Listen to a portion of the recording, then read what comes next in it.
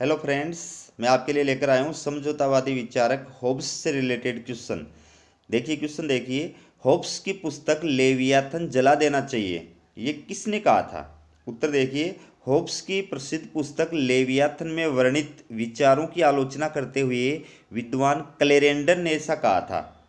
विद्वान क्लेरेंडन ने क्या कहा था कि होब्स की पुस्तक लेवियाथन को जला देना चाहिए। अगला क्वेश्चन है, होब्स एक नग्न निरंकुशवाद की स्थापना करता है। वाहन के इस कथन के पक्ष में दो तर्क दीजिए। तो पहला है, होब्स ने एक निरंकुश और असीमित संप्रभुता के सिद्धांत का प्रतिपादन किया है। दूसरा है, होब्स का मत है कि जनता का एकमात्र कार्य संप्रभुता के आदेशों का पालन करना है।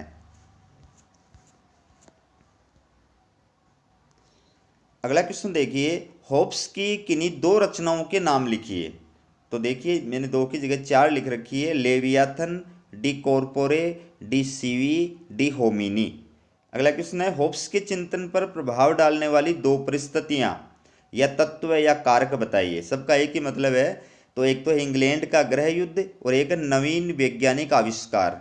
इन विचारों ने, इन तत्वों ने होब्स के चिंतन को प्रभावित करने का कार्य किया था। अगला क्वेश्चन देखिए, लेवियाथन। उत्तर है, लेवियाथन एक विशालकाय समुद्री राक्षस है जिसके माध्यम से होब्स सामाजिक समझौते के परिणाम स्वरूप उत्पन्न संपूर्ण प्रभुत्व संपन्न एवं निरंकुश राज शक्ति के स्वरूप को प्रतिपादित किया है। अथवा लेवियाथन, इसका उत्तर देखिए, यह होब्स द्वारा लिखित प्रसिद्ध पुस्तक है जिसके चार भाग हैं। इसमें उन्होंने अपने सामाजिक समझौता सिद्धांत का वर्णन किया है। तो दोस्तों, मैंने दो उत्तर इसलिए लिखे हैं कि दोनों ही उत्तर सही हैं। जो भी उत्तर आपको अच्छा लगता है वही उत्तर लिख सकते हैं। इसमें यह नहीं है कि भाई पहले वाला नहीं लिखा दूसरे वाला लिख दिया तो वो गलत माना जाएगा। दोनों उत्तर सही है, आप जो भी लिखोगे वो सही है। अगला क्वेश्चन देखिए, होब्स की अध्ययन पद्धति का नाम लिखिए तथा इसकी विशेषता बताइए। तो होब्स की अध्ययन पद्धति का नाम है वैज्ञानिक भौतिकवाद और इसकी विशेषता देखिए, वस्तु जगत को वास्तविक मानते हुए वैज्ञानिक तरीके से अपने विचारों का प्रतिपादन करना। अगला क्वेश्चन है, होब्स के सामाजिक समझौते की दो विशेषता बताइए। तो पहला है, समझौता सामाजिक है, शासकीय नहीं है। दूसरा है, शासक सर्वोच्च विधायक है। अगला क्वेश्चन है, होब्स द्वारा वर्णित प्राकृतिक अवस्था में मानव जीवन का उल्लेख कीजिए। तो प्राकृतिक अवस्था में मानव का जीवन कैसा था होब्स के अनुसार? देखिए, होब्स के अनुसार प्राकृतिक अवस्था में मनुष्य का जीवन एकांकी, निर्धन, पशुतुल्य तथा छोटा होता था। इस अवस्था में मनुष्य नर पशु और रक्त पिपासु थे।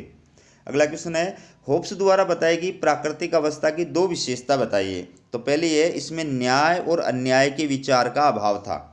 दूसरा है, प्राकृतिक अवस्था सतत युद्ध की अवस्था थी। अगला है, होब्स के मानव स्वभाव के दो लक्षण बताइए। पहला है, मनुष्य घोर स्वार्थी, क्रूर और कपटी होता है। दूसरा है, मनुष्यों में प्रतिद्वंदिता और संघर्ष की प्रवृत्ति पाई जाती है। अगला क्वेश्चन देखिए, होब्स के अनुसार प्राकृतिक अवस्था में निरंतर संघर्ष के कौन से तीन कारण बताए हैं? तो होब्स ने प्राकृतिक अवस्था में संघर्ष के कौन से तीन कारण बताए? पहला प्रतिद्वंदिता, दूसरा है भय और तीसरा है प्रसिद्धि पाने और उसे बढ़ाने की लालसा। अगला क्वेश्चन देखिए, प्राकृतिक अधिकार को शेर का अधिकार किसने कहा है? तो उत्तर है, टी.एच. हक्सले ने प्राकृतिक अधिकार को शेर का अधिकार कहा है। अगला क्वेश्चन है, होब्स का सामाजिक समझौता किन के मध्य हुआ था? उत्तर है, होब्स का सामाजिक समझौता व्यक्ति व्यक्ति के मध्य हुआ था। अगला क्वेश्चन है, होब्स ने मानव स्वभाव का विवेचन किस ग्रंथ में किया है? उत्तर है, होब्स ने मानव स्वभाव का विवेचन अपनी प्रसिद्ध पुस्तक डी कॉर्पोरे में किया है। अगला क्वेश्चन देखिए, होब्स सामाजिक समझौते के बाद किस प्रकार के राज्य की स्थापना करता है? उत्तर है, होब्स सामाजिक समझौते के बाद निरंकुश राजतंत्रात्मक राज्य की स्थापना करता है जिसको लेवियाथन कहा जाता है। अगला क्वेश्चन देखिए, होब्स की संप्रभुता की क्या विशेषता है? दो विशेषता बताइए। तो पहली है, संप्रभुता पूर्णतया असीमित और निरंकुश है। दूसरा है, संप्रभु समस्त विधेयात्मक कानूनों का स्रोत है। अगला क्वेश्चन देखिए, होब्स ने राजतंत्र को सर्वश्रेष्ठ शासन प्रणाली क्यों माना है? तो दो कारण देखिए, राजतंत्र में राजा और राज्य का निजी और सार्वजनिक हित एक होता है। दूसरा है, राजतंत्र में शासन में स्थिरता और स्थायित्व अधिक होता है। अगला क्वेश्चन देखिए, होब्स के सामाजिक समझौता सिद्धांत की कोई दो आलोचनाएं कीजिए। तो पहला है मानव स्वभाव का दोषपूर्ण चित्रण, दूसरा है निरंकुशता का समर्थन। अगला क्वेश्चन देखिए, होब्स के संप्रभु अथवा लेवियाथन की कोई दो विशेषताएं बताइए। तो पहला है संप्रभुता पूर्णतया असीमित और निरंकुश है, दूसरा है संप्रभुता अविभाज्य और अदेय है। अगला क्वेश्चन देखिए, होब्स की विचारधारा में व्यक्तिवाद के दो तत्व बताइए। तो पहला है होब्स द्वारा राज्य को साधन और व्यक्ति को साध्य मानना, दूसरा है होब्स द्वारा राज्य को एक कृत्रिम संस्था मानना। अगला क्वेश्चन देखिए, आप कैसे कह सकते हैं कि होब्स व्यक्तिवादी था? दो तर्क दीजिए। पहला है होब्स की मानव स्वभाव संबंधी धारणा व्यक्तिवादी विचारधारा की अनुकूल है, दूसरा है व्यक्तिवादी विचारधारा की तरह ही होब्स ने भी व्यक्ति को साध्य और राज्य को साधन माना है। अगला क्वेश्चन है, होब्स की विचारधारा में निरंकुशवाद के दो तत्व बताइए।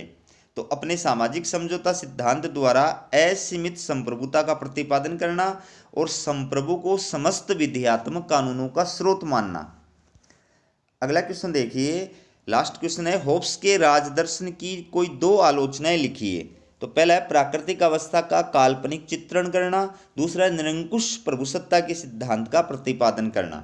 और अगला क्वेश्चन है, होब्स को नैतिक पतन का जिम्मेदार किसने ठहराया है? उत्तर है होब्स की आलोचना करते हुए उसे नैतिक पतन का जिम्मेदार ठहराने वाले विद्वान का नाम बेंटली है।